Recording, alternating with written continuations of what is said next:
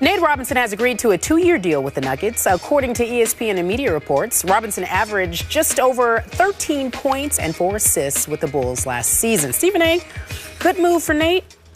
You know what? It's a good move, but Skip Bayless, I have a complaint.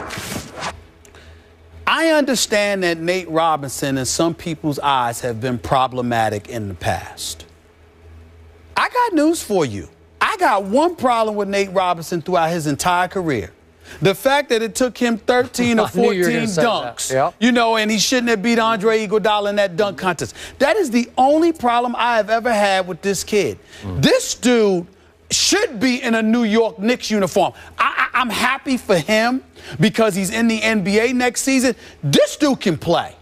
This little dynamo right here is an Energizer bunny. He works hard. I understand, you know, that when he was in New York, he got on James Dolan's nerves. You know, had the entourage or so, and it just didn't do things the way Dolan wanted him to do it. And I've been told that is the reason he's not in the New York Knicks uniform, because James Dolan brought the hammer down and said emphatically, I don't want Nate Robinson back here in a New York Knicks uniform.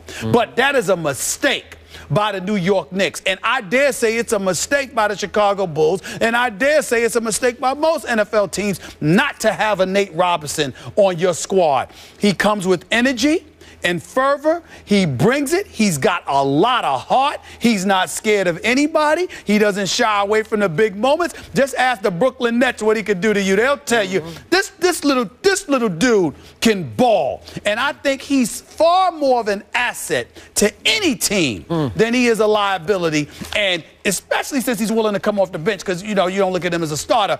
This dude, I think he's an invaluable piece, and I think it's a shame that he had to settle for being in Denver. Because if I had my wish, that man, if I was running the Knicks, that man would have been wearing a New York Knicks uniform this upcoming season. I think you Freudian slipped and you said most NFL teams. Well, he could play in the NFL. He could play in the NFL. Listen, man, listen, dude ain't perfect, but he's a better kid than he's given credit for. He works hard. He goes for it. He got a lot of heart, man, and he can play. He should be playing somewhere other than Denver. Bottom line, for me on Nate Robinson, I love to watch him play. I would not want him on my team.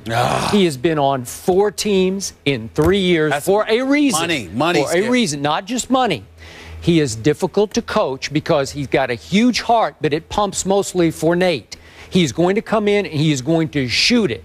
And he is a little man. Even though he plays hard on defense, he can be something of a defensive liability. Yeah, because of the height? Okay. I mean, he can get posted, even though he is very physical. Yes. So for the Knicks that 1 year, well, you were around, obviously. He averaged 17.2 points a game. That's pretty good. Next year, midseason, he gets traded because, you know, like you said, Dolan. D'Antoni put that man in the doghouse and benched. With that scrub Knick team they had, they benched this man from about 30 games. I remember. That doesn't make any sense. Okay, and I've heard lots of stories about how he kind of lives in his own little world, and he's more about Nate than about team, okay? In fairness to him, we look at everybody else and we talk about the growth and maturation process. Did you see him during that playoff series against Miami? Did you see him rallying those guys together? Did you see him try to keep guys pumped up? Did you see him going out there and giving that maximum effort? I didn't see selfishness then. I saw a teammate. I saw a guy that was willing, that lets you know if you want to go to war and we're wearing the same uniform, figuratively speaking, of course, when we talk about war. But if you want that type of confrontation,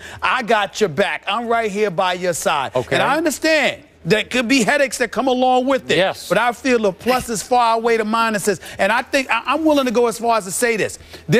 I cover the NBA. And I know a whole lot of knuckleheads, far worse than Nate Robinson. This dude gets a bad rap. And people are messing with him and messing with his money because of it. And I don't like it. He doesn't deserve it. Most of the dudes in the league can't shine his shoes. They don't give his effort. They don't give his energy. They don't have his heart. They don't play as well as he plays. And I'm not saying he's perfect, but the kid can play. And he brings the kid in the game out in him. And it galvanizes guys around him. I think a lot should be said about that. I'm not saying he's perfect, but Nate Robinson, to me, has gotten a bad rap. It really has. I don't like that. If he were as good or as great as you're making a case for, he'd still be a Chicago Bull. They would have figured it out. No, that's money. Okay, You've got, you're locked in with Kirk Heinrich.